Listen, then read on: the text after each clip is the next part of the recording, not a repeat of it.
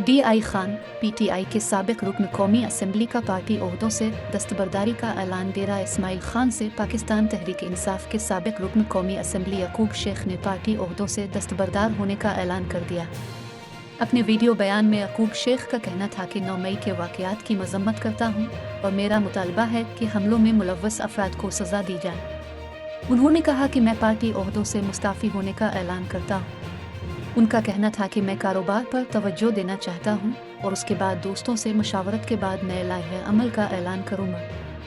ख्याल रहे कि यकूब शेख कौमी असम्बली के हल्का NA 39 डेरा इस्माइल खान से PTI के टिकट पर रुकन असम्बली मुंतखब हुए थे।